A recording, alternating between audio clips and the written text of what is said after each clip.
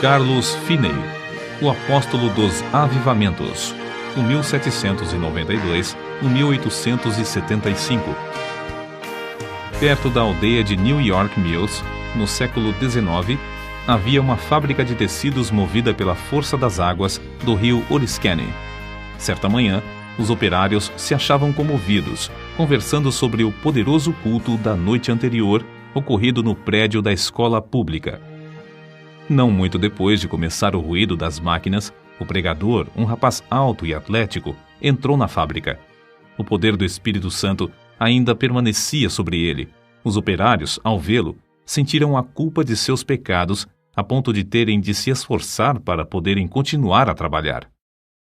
Ao passar perto de duas moças que trabalhavam juntas, uma delas, no ato de emendar um fio, foi tomada de tão forte convicção que caiu em terra chorando. Segundos depois, quase todos em volta tinham lágrimas nos olhos, e em poucos minutos o avivamento encheu todas as dependências da fábrica. O diretor, vendo que os operários não podiam trabalhar, achou que seria melhor que cuidassem da salvação da alma e mandou que parassem as máquinas. A comporta das águas foi fechada e os operários se ajuntaram em um salão do edifício. O Espírito Santo operou com grande poder e dentro de poucos dias quase todos se converteram.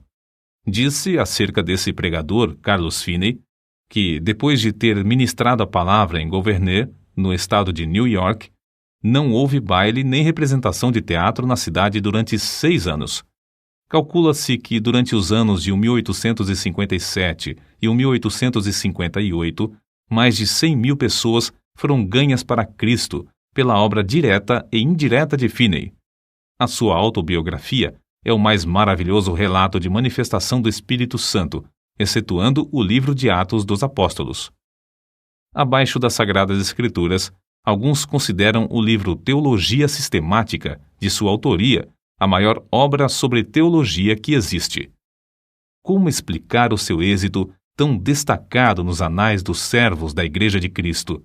Sem dúvida, era, antes de tudo, o resultado da sua profunda conversão.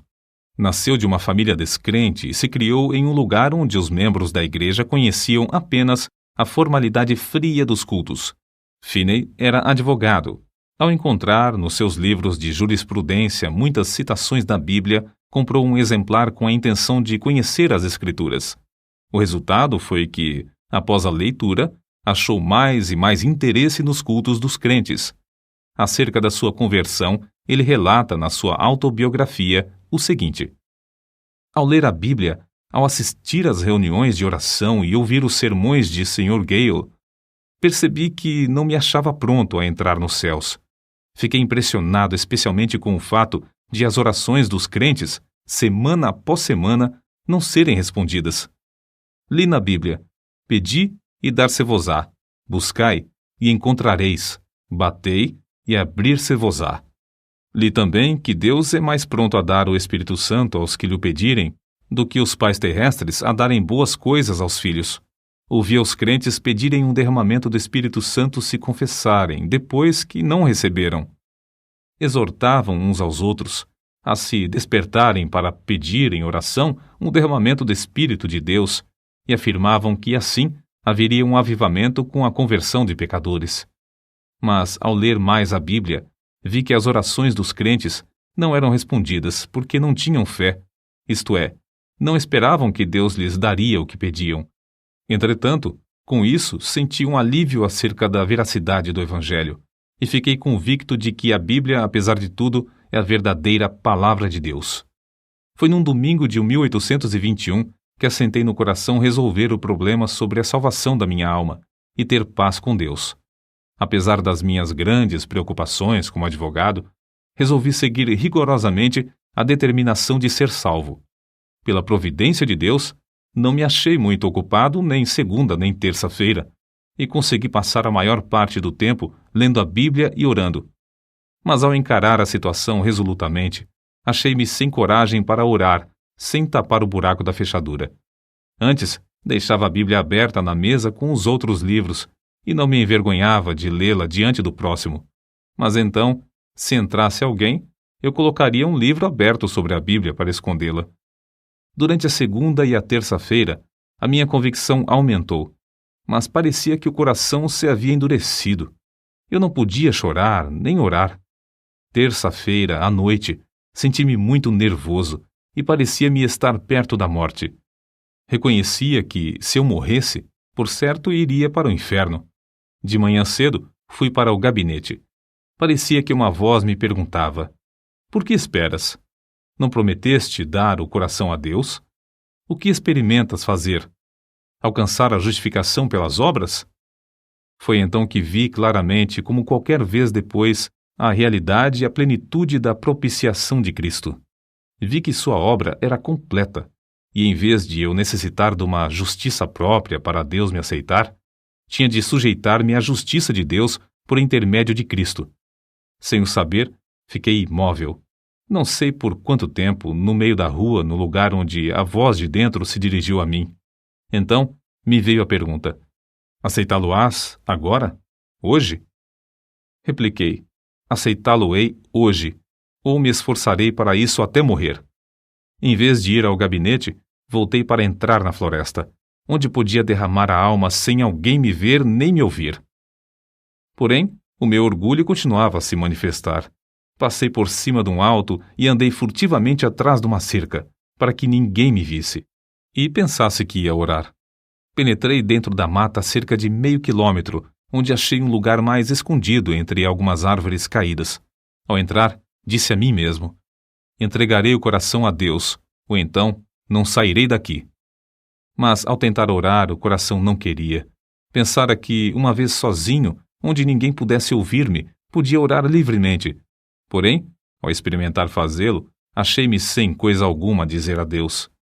Toda vez que tentava orar, parecia-me ouvir alguém chegando. Por fim, achei-me quase em desespero. O coração estava morto para com Deus e não queria orar. Então, reprovei-me a mim mesmo por ter me comprometido a entregar o coração a Deus antes de sair da mata. Comecei a pensar que Deus já me tivesse abandonado. Achei-me tomado de uma fraqueza demasiadamente grande para ficar de joelhos. Foi justamente nessa altura que pensei novamente que eu via alguém se aproximando e abri os olhos para ver. Logo foi-me revelado que o orgulho do meu coração era a barreira entre mim e a minha salvação.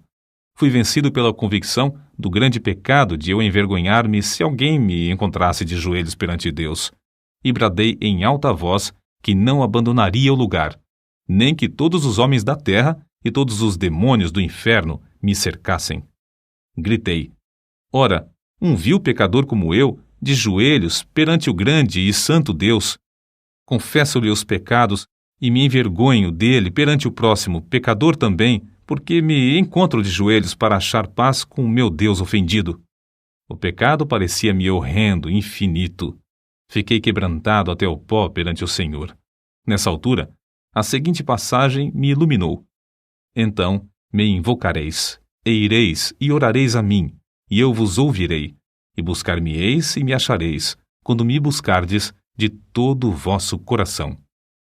Continuei a orar e a receber promessas e a apropriar-me delas. Não sei por quanto tempo. Orei até que, sem saber como, achei-me voltando para a estrada. Lembro-me de que disse a mim mesmo: se eu me converter, pregarei o Evangelho. Na estrada, voltando para a aldeia, certifiquei-me da preciosa paz e da gloriosa calma na minha mente. Que é isso? Perguntei-me a mim mesmo. Entristecera eu o Espírito Santo até retirar-se de mim? Não sinto mais convicção. Então, lembrei-me de que dissera a Deus que confiaria na sua palavra. A calma de meu espírito era indescritível. Fui almoçar, mas não tinha vontade de comer. Fui ao gabinete, mas meu sócio não voltara do almoço. Comecei a tocar a música de um hino no rabecão, como de costume. Porém, ao começar a cantar as palavras sagradas, o coração parecia derreter-se e só podia chorar. Ao entrar e fechar a porta atrás de mim, parecia-me ter encontrado o Senhor Jesus Cristo face a face. Não me entrou na mente, na ocasião, nem por algum tempo depois, que era apenas uma concepção mental. Ao contrário, parecia-me que eu o encontrara como encontro qualquer pessoa. Ele não disse coisa alguma, mas olhou para mim de tal forma que fiquei quebrantado e prostrado aos seus pés. Isso, para mim, foi, depois, uma experiência extraordinária, porque parecia-me uma realidade, como se ele mesmo ficasse em pé perante mim, e eu me prostrasse aos seus pés, e lhe derramasse a minha alma. Chorei alto e fiz tanta confissão quanto foi possível entre soluços. Parecia-me que lavava os seus pés com as minhas lágrimas. Contudo, sem sentir ter tocado na sua pessoa. Ao virar-me para me sentar, recebi o poderoso batismo com o Espírito Santo. Sem o esperar, sem mesmo saber que havia tal para mim, o Espírito Santo desceu de tal maneira que parecia encher-me corpo e alma. Senti-o como uma onda elétrica que me traspassava repetidamente. De fato, parecia-me como ondas de amor liquefeito, porque não sei outra maneira de descrever isso. Parecia o próprio fôlego de Deus. Não existem palavras para descrever o maravilhoso amor derramado no meu coração. Chorei de tanto gozo e amor que senti. Acho melhor dizer que exprimi, chorando em alta voz, as inundações indizíveis do meu coração.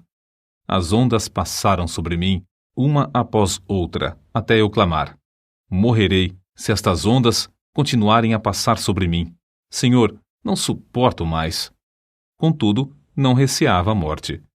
Não sei por quanto tempo este batismo continuou a passar sobre mim e por todo o meu ser, mas sei que era já noite quando o dirigente do coro veio ao gabinete para me visitar. Encontrou-me nesse estado de choro, aos gritos, e perguntou: Sr. Finney, que tem? Por algum tempo não pude responder-lhe. Então ele perguntou mais: Está sentindo alguma dor? Com dificuldade, respondi: Não, mas sinto-me demasiado feliz para viver. Saiu e, daí a pouco, voltou acompanhado por um dos anciãos da igreja. Esse ancião sempre foi um homem de espírito ponderado e quase nunca ria. Ele, ao entrar, encontrou-me no mesmo estado, mais ou menos como quando o rapaz o foi chamar. Queria saber o que eu sentia e eu comecei a lhe explicar, mas, em vez de responder-me, foi tomado de um riso espasmódico. Parecia impossível evitar o riso que procedia do fundo do seu coração. Nessa altura, entrou certo rapaz que começara a frequentar os cultos da igreja. Presenciou tudo por alguns momentos, até cair ao chão em grande angústia de alma, clamando: Orem por mim! O ancião da igreja e o outro crente oraram, e depois Finney também orou. Logo após todos se retirarem, deixando Finney sozinho. Ao deitar-se para dormir, Finney adormeceu, mas logo acordou por causa do amor que lhe transbordava ao coração. Isso aconteceu repetidas vezes durante a noite. Sobre isso, ele escreveu depois: Quando me acordei de manhã, a luz do sol penetrava no quarto. Faltam-me palavras para exprimir os meus sentimentos ao ver a luz do sol. No mesmo instante, o batismo do dia anterior voltou sobre mim. Ajoelhei-me ao lado da cama e chorei pelo gozo que sentia.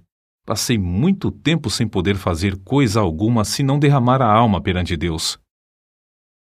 Durante o dia, o povo se ocupava em falar da conversão do advogado. Ao anoitecer, sem qualquer anúncio do culto, ajuntou-se uma multidão no templo. Quando Finney relatou o que Deus fizera na sua alma, muitos foram profundamente tocados. Um sentiu-se tão convicto que voltou a casa sem o chapéu. Certo advogado afirmou: É claro que ele é sincero, mas que enlouqueceu é evidente. Finney falou e orou com grande liberdade. Realizavam-se cultos todas as noites por algum tempo, aos quais assistiam pessoas de todas as classes. Esse grande avivamento espalhou-se para muitos lugares em redor. Finney continuou: Por 8 dias, depois da sua conversão, o meu coração permanecia tão cheio que não sentia desejo de comer nem de dormir. Parecia-me que tinha um manjar para comer que o mundo não conhecia. Não sentia necessidade de alimentar-me nem de dormir. Por fim, cheguei a ver que devia comer como de costume e dormir quanto fosse possível. Grande poder acompanhava a palavra de Deus. Todos os dias, admirava-me ao notar como poucas palavras, dirigidas a uma pessoa, traspassavam-lhe o coração como uma seta. Não demorei muito em ir visitar meu pai. Ele não era salvo. O único membro da família que fizera a profissão de religião era meu irmão mais novo. Meu pai encontrou-me no portão e me perguntou: "Como tem passado, Carlos?" Respondi-lhe: "Bem, meu pai, tanto no corpo como na alma. Meu pai, o senhor já é idoso. Todos os seus filhos estão crescidos e casados, e nunca ouvi alguém orar na sua casa." Ele baixou a cabeça e começou a chorar, dizendo: "É verdade, Carlos. Entre e você mesmo ore." Entramos e oramos. Meus pais ficaram comovidos e, não muito depois, converteram-se. Se a minha mãe tinha qualquer esperança antes, ninguém o sabia. Assim, esse advogado, Carlos G. Finney, perdeu todo o gosto pela sua profissão e se tornou um dos mais famosos pregadores do Evangelho. Acerca de seu método de trabalhar, ele escreveu: "Dei grande ênfase à oração como indispensável, se realmente queríamos um avivamento. Esforçava-me por ensinar a propiciação de Jesus Cristo, sua divindade, sua missão divina, sua vida perfeita, sua morte vicária, sua ressurreição, a necessidade de arrependimento e de fé, a justificação pela fé e outras doutrinas que se tornaram vivas pelo poder do Espírito Santo. Os meios empregados eram simplesmente pregação, cultos de oração, muita oração em secreto, intensivo evangelismo pessoal e cultos para a instrução dos interessados. Eu tinha o costume de passar muito tempo orando. Acho que, às vezes, orava realmente sem cessar. Achei também grande proveito em observar frequentemente dias inteiros de jejum em secreto. Em tais dias, para ficar inteiramente sozinho com Deus, eu entrava na mata ou me fechava dentro do templo." Vê-se no seguinte relato a maneira como Finney e seu companheiro de oração, o irmão Nash, bombardeavam os céus com as suas intercessões. Quase 1 quilômetro distante da residência do Sr. S., morava certo adepto do universalismo. Nos seus preconceitos religiosos, recusava-se a assistir aos cultos. Certa vez, o irmão Nash, que se hospedava comigo na casa do Sr. S., retirou-se para dentro da mata para lutar em oração, sozinho, bem cedo de madrugada, conforme seu costume. A atmosfera era tal nessa ocasião que se ouvia qualquer som de longe.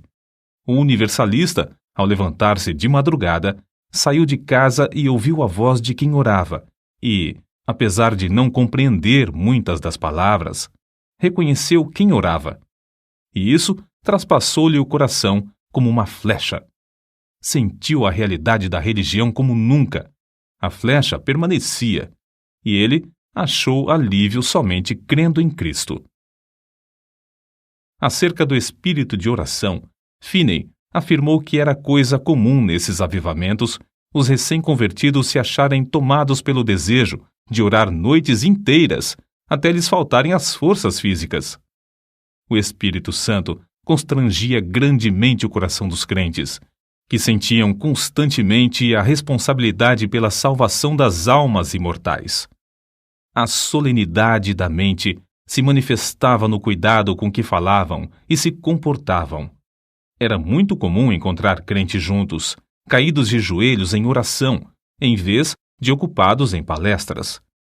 Em certo tempo, quando as nuvens de perseguição enegreciam cada vez mais, Finney, como era seu costume, sob tais circunstâncias, sentia-se dirigido a dissipá-las, orando. Em vez de falar pública ou particularmente acerca das acusações, ele orava. Acerca da sua experiência, escreveu: "Eu olhava para Deus com grande anelo, dia após dia, rogando que Ele me mostrasse o plano a seguir e a graça para suportar a borrasca. O Senhor mostrou-me, em uma visão, o que eu tinha de enfrentar. Ele chegou-se tão perto de mim, enquanto eu orava, que a minha carne literalmente estremecia sobre os ossos. Eu tremia da cabeça aos pés, sob o pleno conhecimento da presença de Deus." Acrescentamos mais um exemplo, tirado da sua autobiografia, que mostra a maneira com que o Espírito Santo operava em sua pregação. Ao chegar na hora anunciada para iniciar o culto, achei o prédio da escola repleto, por isso tive de ficar em pé perto da entrada. Cantamos um hino, isto é, o povo pretendia cantar. Entretanto, Eles não tinham o costume de cantar os hinos de Deus e cada um desentoava à sua própria maneira. Não podia conter-me. Lancei-me de joelhos e comecei a orar. O Senhor abriu as janelas dos céus, derramou o espírito de oração e entreguei-me de toda a alma a orar. Não escolheram um texto, mas logo ao levantar-me dos joelhos, eu disse: Levantai-vos, saí deste lugar, porque o Senhor há de destruir a cidade. Acrescentei que havia 2 homens, um se chamava Abraão e outro Ló. Contei-lhes como Ló se mudara para Sodoma. O lugar era excessivamente corrupto. Deus resolveu destruir a cidade e Abraão orou por Sodoma. Mas os anjos acharam somente um justo lá. Era Ló. Os anjos disseram: Tens alguém mais aqui? Teu genro e teus filhos e tuas filhas e todos quantos tens nessa cidade, tira-os fora deste lugar, porque nós vamos destruir este lugar, porque o seu clamor tem engrossado diante da face do Senhor, e o Senhor nos enviou a destruí-lo. Ao relatar estas coisas, os ouvintes se mostraram irados a ponto de me açoitarem. Nessa altura, deixei de pregar e lhes expliquei que compreendera que nunca se realizara culto ali e que eu tinha o direito de, assim, considerá-los corruptos. Salientei isso com mais e mais ênfase e com o coração cheio de amor, até não poder mais conter-me. Depois de eu assim falar, cerca de 15 minutos, parecia ter vindo sobre os ouvintes uma tremenda solenidade, os quais começaram a cair ao chão, clamando e pedindo misericórdia. Se eu tivesse tido uma espada em cada mão, não os poderia derrubar tão depressa como caíram. De fato, 2 minutos depois de os ouvintes sentirem o choque do espírito vir sobre eles, quase todos estavam ou caídos de joelhos ou prostrados ao chão. Todos os que podiam falar de qualquer maneira oravam por si mesmos. Tive de deixar de pregar porque os ouvintes não prestavam mais atenção. Vi o ancião que me convidara para pregar sentado no meio do salão, olhando em redor, estupefato. Gritei bem alto para ele ouvir, apesar da balbúrdia, pedindo-lhe que orasse. Caiu de joelhos e começou a orar em voz retumbante, mas o povo não prestou atenção. Gritei: Vós não estáis ainda no inferno. Quero dirigir-vos a Cristo. O coração transbordava de gozo ao presenciar tal cena. Quando pude dominar os meus sentimentos, virei-me para um rapaz que estava perto de mim. Consegui atrair a sua atenção e preguei a Cristo, em voz bem alta, ao seu ouvido.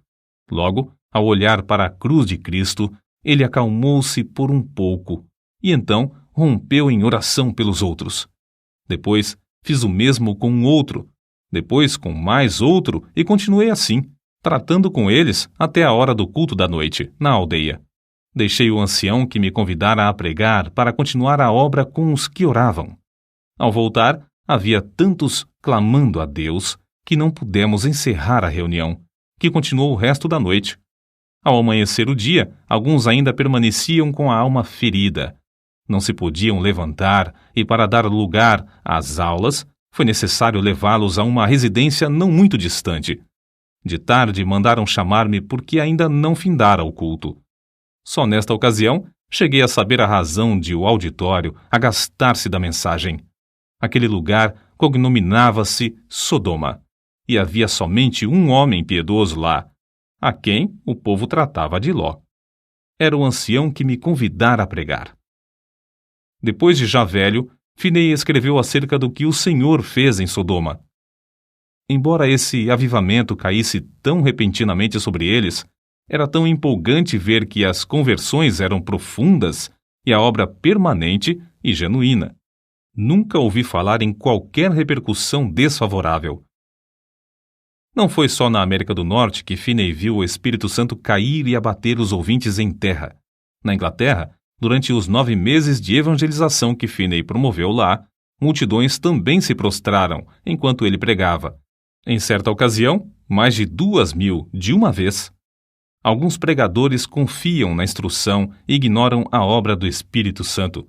Outros, com razão, rejeitam tal ministério infrutífero e sem graça.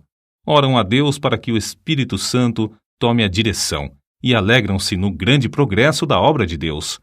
Mas ainda outros, como Finney, Dedicam-se a buscar o poder do Espírito Santo sem desprezar a arma de instrução e veem resultados incrivelmente mais vastos. Durante os anos de 1851 a 1866, Finney foi diretor do Oberlin College e ensinou a um total de 20.000 estudantes. Dava mais ênfase ao coração puro e ao batismo no Espírito Santo do que à preparação do intelecto. O resultado foi que, de Oberlin, saiu uma corrente contínua de alunos cheios do Espírito Santo. Assim, após o término de uma campanha intensiva de evangelismo e no meio dos seus esforços no colégio, em 1857, Finney via cerca de 50.000, todas as semanas, converterem-se a Deus. By My Spirit, Jonathan Goforth, página 183. Os diários de New York, às vezes, quase não publicavam outras notícias senão do avivamento. Suas lições aos crentes sobre avivamento foram publicadas primeiro em um jornal e depois em um livro de 445 páginas que se intitulava Discursos sobre Avivamentos. As primeiras 2 edições, de 12.000 exemplares, foram vendidas logo ao saírem do prelo. Outras edições foram impressas em vários idiomas. Uma só editora em Londres publicou 80.000.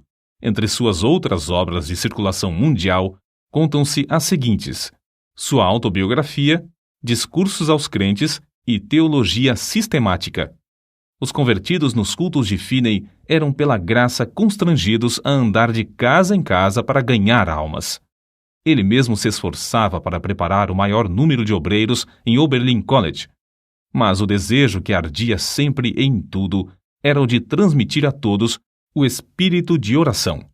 Pregadores como Abel Carey e Father Nash viajavam com ele e, enquanto ministrava a palavra, eles continuavam prostrados em oração. Vejamos isso nas palavras de Finney. Se eu não tivesse o espírito de oração, não alcançaria coisa alguma. Se por um dia ou por uma hora eu perdesse o espírito de graça e de súplica, não poderia pregar com o poder e fruto, e nem ganhar almas pessoalmente. Para que alguém não julgue que a obra era superficial, citamos outro escritor.